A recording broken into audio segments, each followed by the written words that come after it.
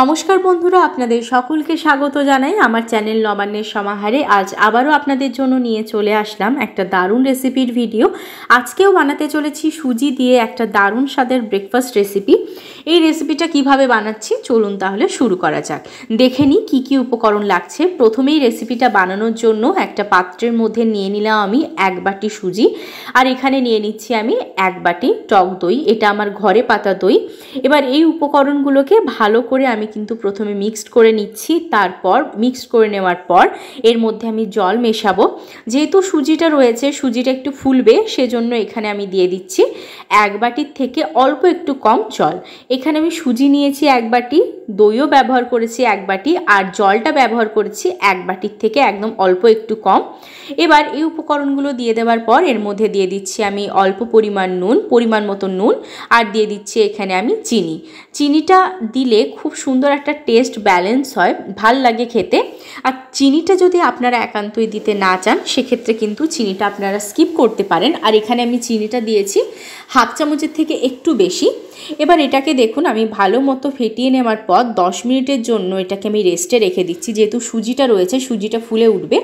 10 minute পর ফিরে এসেছি, বেশ ভালো মতো সুজিটা ফুলে উঠেছে, অনেকটাই ঘন হয়ে গেছে। সেজন্য অল্প একটু জলের মধ্যে দিয়ে ব্যাটারটা আমি তৈরি করে নিলাম একদম ভালোভাবে। ঘনত্বটা ঠিক এরকম হবে, এর থেকে বেশি পাতলা আমি করব না। এই ব্যাটারটা একদম রেডি হয়ে গেছে।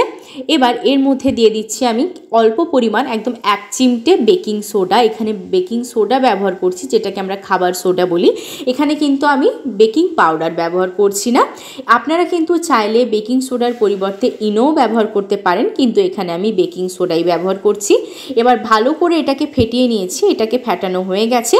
এবার এটাকে আমি সাইডে রেখে দিচ্ছি। এবার অপর দিকে একটা কেক বোলের মধ্যে আগে থেকে কিন্তু সাদা তেল আমি মাখিয়ে নিয়েছিলাম। এবার যে ব্যাটারটা আমি তৈরি করেছি সেই ব্যাটারটা কিন্তু এবার এই কেক বোলের মধ্যে আমি ঢেলে দেব। আপনারা এই রেসিপিটা কিন্তু ব্রেকফাস্টেও বানাতে পারেন, রাতের ডিনারেও বানাতে পারেন, বাচ্চাদের টিফিনে, কলেজ, স্কুলের, অফিসের টিফিনেও এটা আপনারা দিতে পারেন। খুবই হেলদি একটা ব্রেকফাস্ট রেসিপি বা ডিনার রেসিপি, আর খুবই কিন্তু সহজ বানানো, খেতেও খুবই ভালো লাগে। এবার ওপর থেকে একটু দেখতে সুন্দর লাগার জন্য আমি ছড়িয়ে দিচ্ছি লাল লঙ্কার গুঁড়ো। এটা খেতেও বেশ একটু ঝালঝাল লাগবে আর দেখতেও সুন্দর লাগবে। এবার এই লঙ্কার গুঁড়োটা দিয়ে দেওয়ার পর এর ওপর থেকে আমি ছড়িয়ে দিচ্ছি অল্প পরিমাণ বিট লবণ। আমি এখানে এমনি নুন ব্যবহার করেছি, কিন্তু ওপর থেকে একটু আমি ছড়িয়ে দিচ্ছি বিট লবণ। এবার ভালো করে এটাকে ছড়িয়ে দিয়ে গার্নিশ করে নেওয়ার পর এটা কিন্তু একদম রেডি হয়ে গেছে। এবার অপর দিকে দেখুন আমি গ্যাস জ্বালিয়ে কড়াই বসিয়ে দিয়েছিলাম, তার মধ্যে দিয়েছিলাম একটা স্ট্যান্ড। এবার এর মধ্যে আমি এটাকে কিন্তু ভালো করে গরম হওয়ার জন্য দিয়ে দিয়েছিলাম। এবার আমি এখানে যে ব্যাটারটা তৈরি করেছিলাম যে বোলের মধ্যে, সেটা এর মধ্যে দিয়ে দিলাম। দিয়ে এবার এটাকে 10 থেকে 15 মিনিটের জন্য একদম লো টু মিডিয়াম হিটে ভালো করে ঢাকা দিয়ে দিয়েছি। ফিরে এলাম 15 মিনিট পর, ঢাকাটা সরিয়ে দিয়েছি। এবার দেখে নেব একটা ছুরি ঢুকিয়ে যে এটা ভালোভাবে হয়েছে কিনা।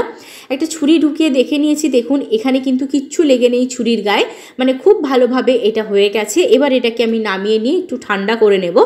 ফিরে এলাম কিছুক্ষণ পর, ভালোভাবে ঠান্ডা করে নিয়েছি, আর সাইডগুলো দেখুন আমি একটু ছাড়িয়ে নিয়েছি। এবার একটা প্লেট নিয়ে নিচ্ছি, তার উপরে এটাকে একটু আমি উপর করে দিচ্ছি, দিয়ে এইভাবে একটু হাতের সাহায্যে পিটে পিটে দিলেই কিন্তু নিজে থেকে এটা বেরিয়ে আসবে। দেখুন কত সুন্দরভাবে নিজে থেকেই বেরিয়ে এসছে, আর কত সুন্দর হয়েছে দেখতে। এবার আপনারা চাইলে কিন্তু এটাকে এইভাবেও খেতে পারেন, কিন্তু আমি একটু ফ্রাই করে নেব। এইভাবেও খেতে ভাল লাগবে। এবার একটু ছুরি দিয়ে আমি কেটে নিচ্ছি, কেটে নিয়ে আপনাদের দেখাচ্ছি। যারা এতক্ষণ পর্যন্ত আমার ভিডিওটা একটু স্কিপ না করে দেখেছেন তাদের কাছে অনুরোধ করব ভিডিওটাতে অবশ্যই একটা লাইক করে দেবেন। আর যারা নতুন সদস্য হয়ে আজকে আমার এই পরিবারে এসে এই রেসিপিটা দেখছেন তারা অবশ্যই কিন্তু আমার পরিবারের সদস্য হয়ে যাওয়ার জন্য, পার্মানেন্ট সদস্য হওয়ার জন্য সাবস্ক্রাইব করে দেবেন আমার চ্যানেলটাকে, এবং পাশে থাকা বেল বাটনে অল প্রেস করে দেবেন, যাতে আমি যে কোনো নতুন রেসিপি আপলোড করলে আপনাদের কাছে তার নোটিফিকেশন চলে যাবে। এবার এইগুলো কেটে নেওয়ার পর আমি অপর দিকে একটা তাওয়া বসিয়ে দিয়েছি, তার মধ্যে দিয়ে দিলাম পরিমাণ মতন সাদা তেল। এবার তেলের মধ্যে দিয়ে দিচ্ছি কয়েকটা কারি পাতা বা কিছুটা পরিমাণ কারি পাতা কুচি, আর দিয়ে দিচ্ছি সাদা তিল। এই সাদা তিলটা দিয়ে দেওয়ার পর যেগুলো আমি বানিয়ে রেখেছিলাম সেগুলোকে কিন্তু এক এক করে এর মধ্যে আমি দিয়ে দেব। দিয়ে একটু ওলট পালট করে আমি এগুলোকে ভেজে নেব। রেসিপিটা বানানো খুবই সহজ। আপনারা যদি একান্ত এইভাবে ফ্রাই করতে না চান, আপনারা কিন্তু এইভাবে সেদ্ধও খেতে পারেন, সেক্ষেত্রেও কিন্তু খেতে খুব ভাল লাগবে। কিন্তু এইভাবে একটু উল্টে পাল্টে নেবেন, দেখবেন খেতে কিন্তু আরও বেশি টেস্ট আসে।